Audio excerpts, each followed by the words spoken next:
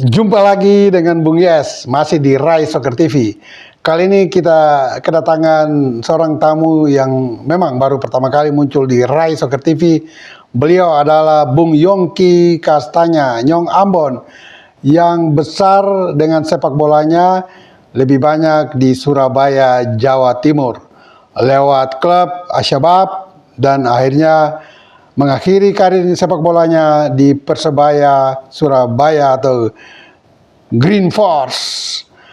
Bung Yongki Kastanya ini, dia salah satu sosok di balik keberhasilan atau karir 3 pemain yang sekarang ada di tim Under 23. Ketiga pemain tersebut adalah Rizky Ridho, Marcelino Ferdinand, dan Hernando Ari Sutaryadi. Bung Yongki akan memberikan banyak informasi tentang bagaimana 3 pemain ini sampai sukses, bagaimana attitude mereka, bagaimana disiplin mereka ketika sekitar 2-3 tahun ada dalam binaan Yongki Kastanya di Elite Pro Academy atau EPA Persebaya Surabaya. Bung Yongki, apa kabar? Bung Yes, baik sekali. Baik. Baik, sehat. Sehat ya? Baik-baik Mantap Surabaya. Ya. Bung Yongki, info yang kami terima, Bung Yongki ini salah satu sosok di balik layar yang ikut mengorbitkan 3 pemain yang sekarang ada di tim nasional kita Under 23. Mereka adalah Rizky Ridho, Marcelino Ferdinand, dan kiper Hernando Ari Sutaryadi. Boleh cerita Bung Yongki, misalnya sejak kapan sih ketiga pemain ini bergabung di EPA, Elite Pro Academy Persebaya Surabaya? Apakah mereka bertiga gabung secara bersamaan atau ada yang lebih dahulu dan siapa yang terakhir? Silakan Bung, cerita singkat. Baik Bung Yes, selamat malam. Jadi kalau saya bercerita tentang 3 pemain Hernando, sebenarnya ada 4. Salah satu lagi Brilian Aldama. Ada 4 itu. Brilian Aldama, Rizky Ridho, kemudian Marcelino, dan Hernando. Mereka yang bertiga ini gabung di Persebaya Pro Elite itu di tahun 2018. Ketika itu Persebaya ada aturan yang memakai kelahiran 2001, Joker, Hernando, Rizky, dan Brilian Aldama itu masuk dalam kategori itu. Saya rekrut mereka untuk main di Pro Elite pada saat 2018. Kalau dilihat dari profilnya mereka sebenarnya bertiga ini sudah terutama Hernando dan Brilian itu sudah ada di nasional ketika bermain di Piala AFF di Sidoarjo pada saat itu. Dari situ kemudian mereka gabung ke Persebaya di Pro Elite tempat 2016 itu sebagai pemain joker. Kalau dilihat dari perjalanan mereka, sebenarnya anak-anak ini nih mentalnya mereka baik, mereka tidak banyak tingkah, pendiam, disiplin dalam berlatih. Kalau saya berlatih itu biasa tuh ya di Pro Elite itu jam 1 siang, Bung Yes. Jadi saya sebagai pelatih itu 1 jam sebelum anak-anak di lapangan itu saya sudah di lapangan. Karena mereka tuh rata-rata ada yang sekolah, ada kelahiran 2003-2004, termasuk Marcelino yang paling muda sendiri, dia di 2004, si Marcelino. Jadi dia masih 14 tahun pada saat itu. Nah saya lihat anak ini prospek, kemudian saya rekrut dia, meskipun usia masih 14 tahun, dia main di U16, saya memberikan kesempatan kepada dia. Dan saya lihat memang anak ini mentalnya baik, skill bolanya baik, pembawaan dia di dalam tim juga bisa, dan suka usil memang anak ini, si Marcel ini. Jadi saya lihat dia itu dalam permainan sangat mendukung sekali ya pada saat kita uji coba. Saya lihat anak ini kok prospek sekali si Marcel, terutama si Marcel. Sehingga saya ambil untuk masuk di dalam tim Pro Elite Persebaya pada saat itu. Mungkin itu dulu, Bung, yang bisa saya Oke, sampaikan. coba kita pilah-pilah satu-satu pemain ya. Marcelino atau Marcel sebutannya ini asalnya dari mana sih? Lalu dia muncul sampai ke Surabaya itu lewat klub apa atau lewat kegiatan apa sehingga bisa terpantau oleh tim scouting Persebaya, salah satunya Bung Yongki, dan mengambil dia masuk dalam EPA Persebaya.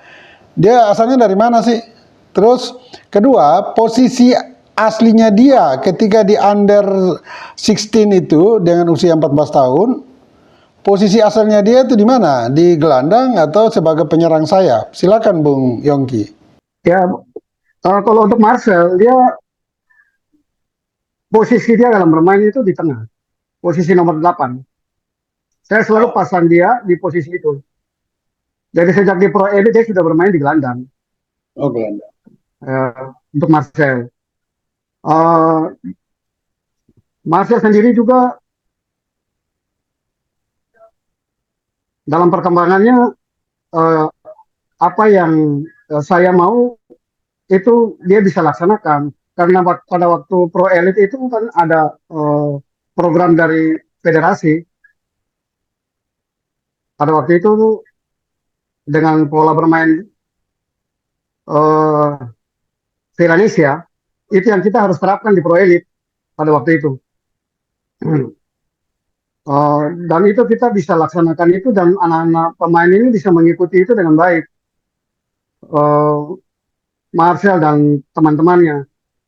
Dan dia yang paling muda dan dia yang sangat menonjol pada di posisi gelandang. Marcel ini cuma memang agak sedikit penakut. Saya bilang sama dia, Marcel, waktu kita bermain di ujung pandang pada saat itu, Marcel orang hitam juga kalau dipotong main lawan Persipura, orang hitam juga kalau dipukul sakit kok. Kamu jangan bikin malu-malu saya. Kamu tuh dari ngada, orang NTT tuh nggak ada tuh seperti gitu. Kalau kamu menjadi pemain besar, itu harus kamu hilangkan. Tidak nakal, tetapi tidak takut. Saya bilang sama dia. Dan dia buktikan itu di dalam pertandingan. Dalam setiap pertandingan, saya selalu memberikan dia minus play karena anak ini memang saya lihat dia sangat menonjol. Dia memberikan dia kesempatan bermain yang banyak pada saat itu.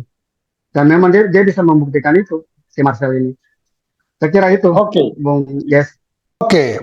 Marcelino posisi awalnya adalah di gelandang dan kalau melihat peranan dia yang sekarang ada di tim nasional sangat pas. Sintayong memainkan dia di gelandang. Jadi mungkin waktu di under 16 itu kalau di gelandang nomor 8 biasanya lebih banyak perannya playmaker kalau saya tidak keliru ya. Dan Indonesia sendiri pernah memiliki sejumlah pemain dengan kualitas individu yang sangat bagus sekali, sangat bagus. Andaikan mereka terlahir di Eropa, katakan saja di Belanda, Jerman, atau Spanyol, atau Italia, atau Inggris sekalipun, mereka ini pantas menjadi pemain dunia. Saya bisa sebut saja karena saya juga pernah bermain bola dengan mereka bersama di usia 40-50 tahun ke atas. Ada Lois Mohidin, itu skillnya sangat bagus.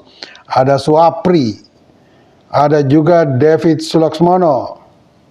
Ini pemain-pemain yang menurut saya secara teknik sangat perfect. Tetapi memang ada tipikal-tipikal pemain, apalagi di lini tengah. Ada yang sebagai petarung, berani beradu fisik. Ada yang tidak mau beradu fisik dan lebih meningkatkan kualitas tekniknya. Kalau kombinasi daripada pemain-pemain ini, misalnya yang berani berbenturan, ada Rudinere di sana. Ini pemain yang sangat berani sekali, secara skill bagus juga, secara semangat tidak mengenal menyerah. Dan itu kira-kira yang pesan disampaikan kepada Marcelino oleh Bung Yongki saat itu. Dan memang terlihat sekarang ada perubahan mencolok dari permainan dan semangat juang dari Marcelino, karena kita lihat bahwa pemain ini memang salah satu petarung yang ulung dalam beberapa pertandingan yang kita lihat di tim nasional Under 23 saat ini. Saya kira bagus sekali motivasi dan way out yang diberikan oleh Bung Yongki kepada Marcelino. Bagaimana dengan Hernando? Kiper ini saya kayaknya 4 jempol tidak cukup bagi dia. Karena dia sangat tenang, sangat dingin di bawah mister dan pandai sekali mengantisipasi bola-bola tendangan penalti, dan itu diperlihatkan ketika memblok 2 tendangan penalti Korea 2 malam yang lalu. Bung Yongki bagaimana bisa mendapat Hernando ini? Apa ada tim scouting yang dapat dia? Atau ada seseorang yang mengantar?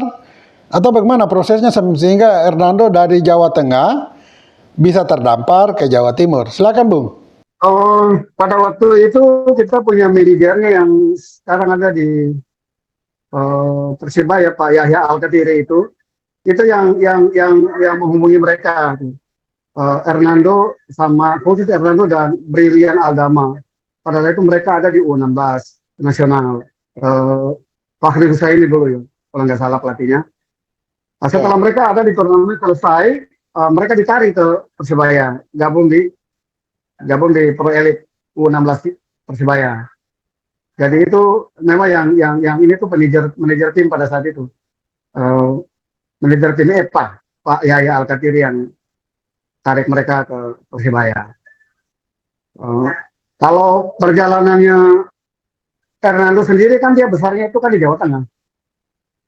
Dengan pelatih kalau nggak keliru itu FX Cahyono. Saya pernah baca itu. Saya sempat juga kontak sama Bung FX itu untuk menanyakan tentang Hernando. Itu memang hasil binaannya beliau sebenarnya itu. Untuk Hernando ya. Mungkin itu Bung Yes. Iya, kita lihat juga Rizky Ridho. Pemain ini mulai muncul dan menjadi buah bibir banyak penggemar sepak bola karena melihat potensinya yang cukup positif ada di tim nasional waktu itu di Under 19 ketika Sintayong sedang mempersiapkan tim nasional Under 19 untuk tampil di Piala Dunia Under 20. Jadi di penghujung 2019 dan awal 2020 Rizky Ridho udah ada di sana. Dan memang sebagai pemain belakang saat itu potensi sebagai pemain belakang atau dalam format lama sebagai libero yang sekarang lebih sering digunakan oleh klub-klub tim nasional juga sebagai center back. Dia sangat tenang sekali di belakang Bung Yongki. Sangat tenang dan pandai. Kelihatan anak ini juga cerdas. Dia pandai membaca permainan. Dia juga pandai dalam bagaimana mengkoordinir lini belakang bersama rekan-rekan lainnya untuk mempertahankan lini belakang dengan baik. Nah, Rizky Ridho ini dia muncul dari klub apa di Jawa Timur dan kemudian saat ini berada di klub apa? Kalau tidak saja di Persija, tapi bagaimana ketika dia ada di EPA Persebaya Surabaya? Silakan, Bung. Kalau Rizky Ridho ini memang hasil binaan internal Persibaya. Persibaya ini kan punya 20 klub internal. Dan Rizky ini ada di klub Ervasta. Kalau nggak salah itu punya Ahmad Halil, klub itu. Dari sana dia muncul si Rizky Ridho ini. Nah, saya waktu itu ngambil dia juga. Dia tuh juga belum apa-apa itu sebenarnya itu aneh. Jadi kita bentuk dia juga sebagai pemain belakang. Awalnya sih masih kaku ya Bung ya. Rizky awal masih kelihatan, tapi dengan berjalannya waktu latihan terus disiplin, dia dapat melaksanakan segala instruksi dan apa yang kita sampaikan di latihan maupun di pertandingan itu dengan baik, dan dia bisa terjemahkan itu. Kalau saya lihatnya seperti begitu Rizky. Sehingga kalau sekarang dia menjadi seperti sekarang ini ya, saya juga sebagai mantan pelatih di EPA juga nggak kaget lah, karena anak ini memang cerdas sekali dia dalam ini menerima masukan dari pelatih. Saya kira Bung Yongki bisa bercerita lebih dalam lagi tentang sosok ketiga pemain ini ya. Walaupun tadi ada sebut 4, tapi saya lebih senang menyorot 3 pemain ini. Bagaimana sikap mereka di EPA Persebaya, juga mental mereka, juga pola hidup mereka, juga disiplin mereka, juga karakter mereka. Karena tentu tiga pemain ini mempunyai sikap, disiplin, karakter, dan mental yang berbeda. Ada pemain yang biasa di kalangan sepak bola itu karena dia menghindari benturan-benturan fisik, maka disebut anak mama. Tapi ada yang pemain secara teknis kurang menonjol, tetapi secara semangat juang dia adalah petarung yang ulung. Nah, apakah tiga pemain ini lebih khusus pemain lapangan, Rizky Ridho dan Marcelino?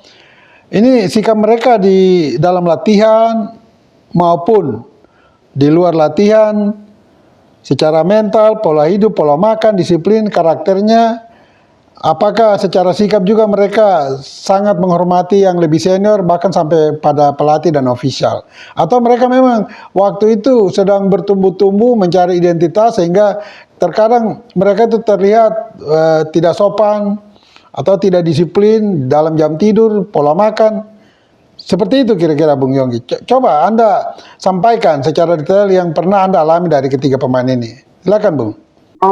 Kalau untuk keseharian sama mereka, anak-anak ini memang penurut, penurut Hernando, Rizky, pendiam, penurut, makan juga mereka perhatikan, istirahat pun mereka perhatikan baik. Tidak ada yang attitude-nya juga sangat baik, tidak ada yang tidur malam dan segala macam. Saya memang pada saat itu memang membatasi mereka terutama di dalam pegang HP. HP itu saya batasi mereka karena kalau sudah malam itu habis makan malam itu HP saya suruh kumpulkan. Kecuali hanya mereka berhubungan terakhir sama orang tua masing-masing untuk mendoakan besok mau bertanding. Setelah itu HP-nya saya kumpul semua, tidak ada yang main HP. Kalau pribadi anak-anak itu sangat-sangat ini, sangat-sangat penurut. Tidak ada yang bantah, penurut sekali. Hernando, Rizky maupun hanya yang tukang usil itu ya Marcel ini. Saya panggil dia Cecen karena kurus sekali. Ini ya tukang usil memang si Marcel ini. Cuma ya saya selalu dalam latihan atau dalam apapun saya sering kan memberikan masukan-masukan karena saya background saya juga mantan pemain tengah. Jadi saya juga kadang-kadang memberikan masukan kepada khusus Marcel bahwa kamu orangnya kecil, segala sesuatu tuh harus cepat ambil keputusan. Di dalam bermain segala sesuatu tuh harus cepat. Tidak bisa kamu, saya belum dapat bola kamu sudah berpikir mau kemana. Kira-kira seperti gitu Bung Yos. Jadi itu yang selalu saya kasih masukan ke dia. Karena saya khawatir kalau dia karena benturan. Karena waktu itu dia masih terlalu kuat, terlalu kurus. Pada usia 14 tahun sehingga itu yang itu mungkin terbawa sampai sekarang. Jadi kalau lihat dia permain sekarang itu kan kecepatan dalam melepas bola, saya lihat semakin hari semakin bagus ya. Setelah dia sudah ada di level yang lebih tinggi gini, saya lihat sudah bermain bolanya sudah luar biasa. Yes, saya kira itu barangkali yang bisa saya sampaikan. Kalau si Marcel ini datang dari NTT, lebih tepatnya kota Ngada kalau nggak salah. Apakah selama dia ada di bawah EPA Persebaya dan ada di Surabaya, dia sering rindu, homesick untuk kembali ke kampungnya, bersua, bersilaturahim dengan keluarga, atau tidak? Itu juga berlaku bagi Rizky Ridho dan juga Hernando. Meski mereka dalam transportasi, dalam jarak sangat dekat dibandingkan dengan Marcelino. Adakah mereka pernah homesick dan minta pulang atau tidak? Silakan Bung. Kalau anak-anak ini nggak ada. Ketika latihan apa kita ada di mes itu tidak ada yang rindu pulang gitu, nggak ada. Kalau Marcel ini memang anak ini latihan di lapangan tuh orang tua antar, apa mamanya. Jam 1 siang orang tua antar dia. Setiap hari, Bung ya, setiap hari orang tua yang antar itu. Saya cuma pesankan ke dia kalau pas ada waktu kita bicara, saya bicara sama dia, betapa bangganya kamu kalau ketika orang tuamu ketika kamu jadi pemain hebat. Saya pernah sampaikan ke dia waktu itu. Bayangkan mamamu sama papamu setiap jam 1 siang sudah di lapangan Persibaya. hanya nunggui kamu. Nah, jadi kalau sekarang dia sudah seperti begini, orang tuanya bisa petik hasilnya. Saya pikir itu memang buat keras yang dia kerjakan selama ini, Marcel. Sehingga dia bisa menjawab itu. Saya pikir itu. Jadi kalau rindu apa-apa itu, baik Hernando, baik Rizky itu nggak ada. Baik Marcel. Kalau sudah di latihan itu sudah fokus mereka. Sangat fokus. Disiplin dan Iya. fokus. Kalau melihat ulasan atau penyampaian dari Bung Yongki ini, kita semua memang harus bangga tapi juga prihatin kalau melihat bagaimana seorang Yongki Kastanya dengan sabar, tekun, bisa membina, mengembangkan, menghadirkan harapan yang begitu besar bagi adik-adik kita saat itu, khususnya Marcelino, Rizky Ridho, dan juga Hernando, sehingga kita juga harus selalu melihat proses, jangan sampai melihat hasil. Dan proses ini banyak dilakukan oleh mereka-mereka dari belakang layar, salah satunya Bung Yongki Kastanya. Dan bagi Marcelino, Rizky, dan juga Hernando, kalian telah berhasil lewat disiplin, lewat pola hidup yang benar, lewat sikap yang benar, lewat mental yang terbangun dari EPA Surabaya. Dan terima kasih tentu saja bagi Yongki Kastanya dan seluruh ofisial Persebaya Surabaya. Dan memang Jawa Timur ini terkenal sebagai satu-satunya daerah terkemuka dalam pembinaan pemain bola usia muda. Dan ini memang tidak bisa disangkal. Daerah lain adalah Jawa Barat, Bandung, dan juga kemudian ada Jawa Tengah, ada DKI Jakarta. Itu daerah-daerah yang sangat produktif melahirkan bibit-bibit pemain kita. Dan kita berharap ada mantan-mantan pemain nasional maupun Liga 1 yang mengambil sikap keputusan karir seperti Bung Yongki Kastanya ini, sehingga akan lahir pemain-pemain lain di luar Rizky Ridho, Marcelino Ferdinand, dan Hernando Sutaryadi, dan itu akan membawa prestasi yang kita harapkan di tim nasional. Bung Yongki, terakhir, pesan Anda kepada 3 pemain ini di tim nasional kita saat ini. Silakan, Bung. Pesan saya kepada Hernando, Rizky maupun Marcel, tetap rendah hati. Anda sekarang sudah ada di puncak. Semakin tinggi itu kan angin, semakin badai, semakin kuat. Hanya pesan saya, tetap rendah hati, tetap berdoa, dan selalu konsisten di dalam timnas ketika tampil. Saya kira itu aja pesan saya kepada mereka bertiga. Baik, terima kasih Bung Yongki. Salam untuk semua teman di Surabaya, Jawa Timur. Dan bagi netizen, ikuti terus analisis sepak bola dalam negeri maupun luar negeri di Rai Soccer TV dengan Bung Yes. Ingat, bola itu bulat. Giring terus!